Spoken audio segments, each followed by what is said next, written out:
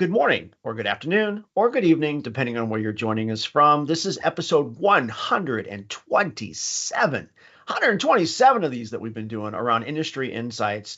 One of the things that we're super excited about today, Dave, we work on research quite a bit. So it's one thing that you and I each have 30 years of experience and we can tell people this is how backup should look and not look. But it's always fun when the data backs you up, right? When the data proves this is an interesting opinion. We tell people that we're number one in data protection. This week, we get to share some data that proves that we're right. Yeah, that's absolutely right, Jason. And, to your point, it's good to use external sources to validate that. In this case, IDC, one of the leading analyst firms, they come out with what they call a tracker or storage software tracker every 6 months. And what just published just a couple weeks ago, and then now we've got the ability to go live with, is that Veeam is again number one. And if I break that down, because many of you, I'm sure, may not be familiar with necessarily what this tracker is, you can see the words there, but let's just decompose that a little bit. So here's a chart for you. Now, it comes out every 6 months, and this is a worldwide view. The way the IDC methodology works, Jason, is the specific market that they're focused on is called the Data Replication and Protection market. So what does that mean? It means things like storage arrays, storage management, software protection. Just substitute the word backup. So it's array-based replication, software-based replication, backup. And then what IDC does is they list or name the top 5 vendors here globally, and this is for the period ending second half 2022. And then they highlight at the bottom the market average. And if you're not in the top 5, then they simply just have an others category. So I guess a couple questions on this that kind of draw to mind right away. So certainly, we've seen some names on here, been a lot of the same names on here for quite a while. But Dave, when you and I started, sometimes Veeam wasn't on the list. Sometimes Veeam was number 5. And over the last 4 or 5 years or so, it seems like that's the only thing that's really changing is Veeam's position in market progressively year over year over year. Thoughts? Yeah, you're right. And, if you look at certain geographies, because there are specific global views of this that are published as well, Veeam's been number one in EMEA for, I think, the last 11 reporting periods. That's over half a decade or 5 years. But to your point, on a worldwide view, Veeam certainly wasn't number one the entire time by any stretch of the imagination. Everyone's familiar with the rest of these names here, but the ordering, to Jason's point, has changed. And so for literally decades, Veritas was the worldwide leader from a market share perspective. Yep. And then Dell was number one. IBM has always been pretty strong in that mix, but Veeam's been climbing up. There's some interesting history on especially the last 3 trackers, who's been number one or tied for number one.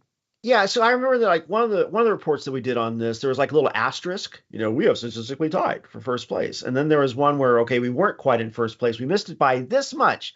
Turns out maybe we didn't.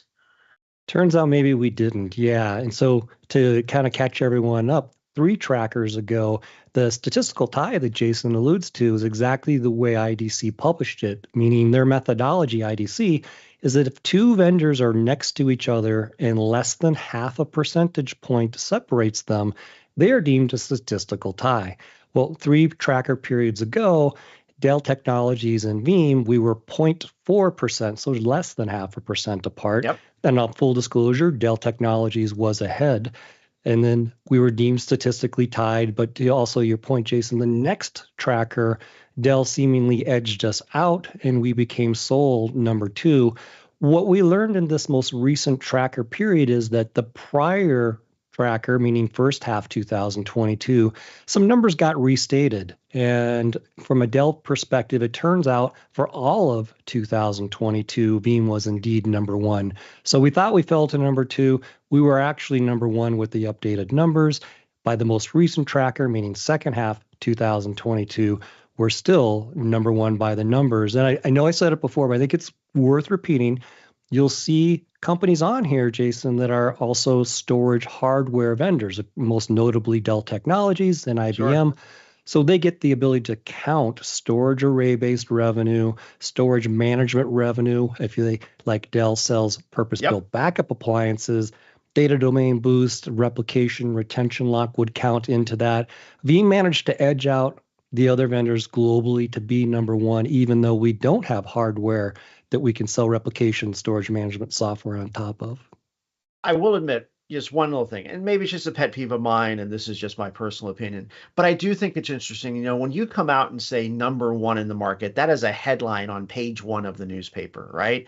When you go back and say, oops, we recalculated the earnings and we needed to fix that, that's that little box that shows up on page nine, the lower right-hand corner. My bad, we got the numbers wrong, right? So yeah, I'm a little bitter on that one. But other than that, super excited about the whole list.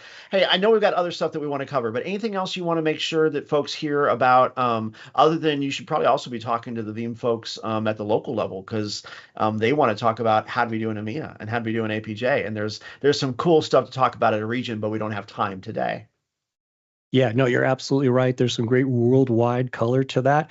Long story short, huge thank you to all of our customers, especially our partners as well, for helping us do this because we didn't certainly do it by ourselves. And so thanks to No. everyone involved, thanks to the market.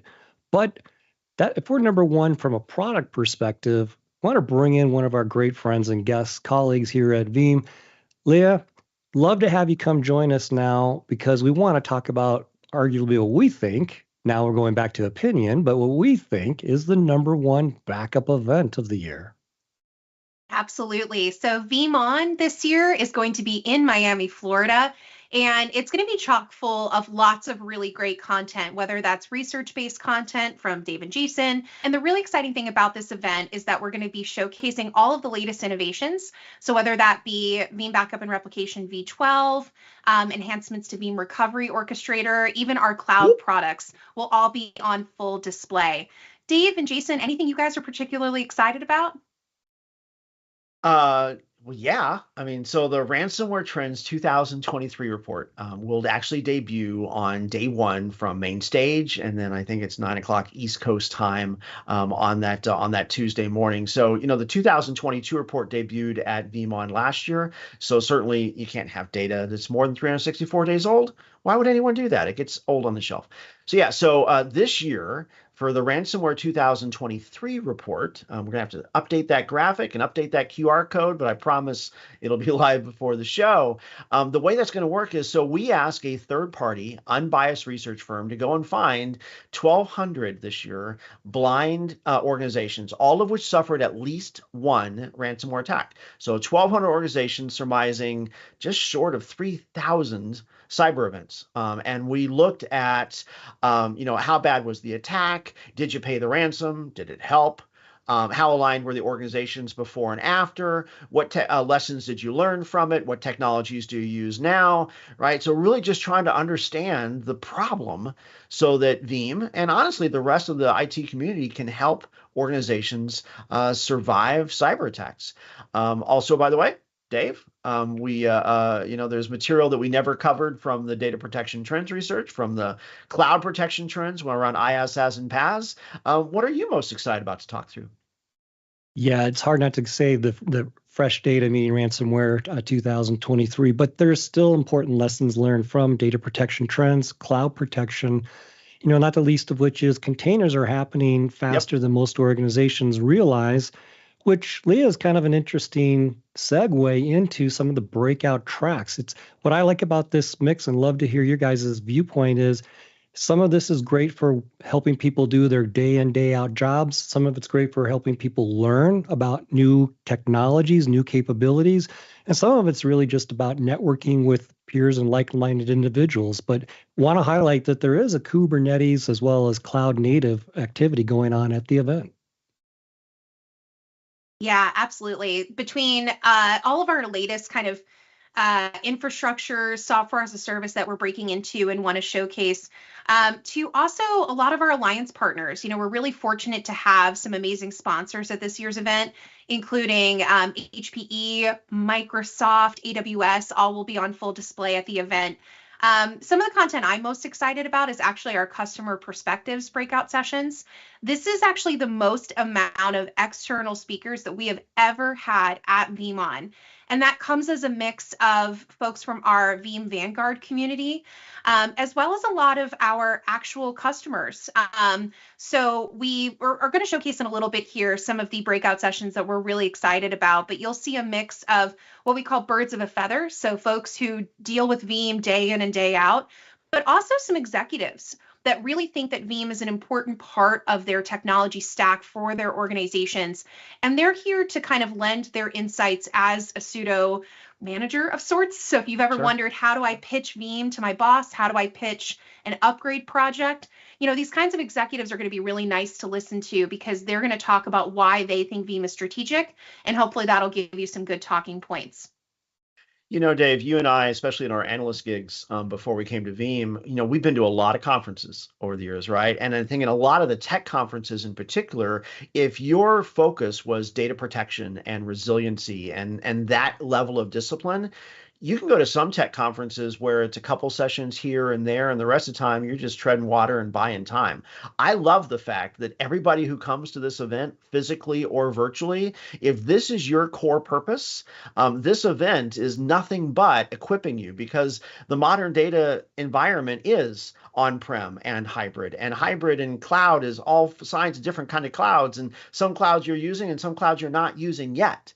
And so you can fill your whole day with understanding data is still data still has to be protected, and really you need one strategy to do that. I love the fact that if this is your career path, you're not going to be struggling for how do I get 6 sessions that actually matter to me. Your whole day will matter to you. I love some of the samples of what you got for the sessions here, Leah. Are there any on here that are your favorites? Because obviously the one in the upper right-hand corner is like the bestest one of all because it has orchestrator in it. But but do you have any other favorites that you like?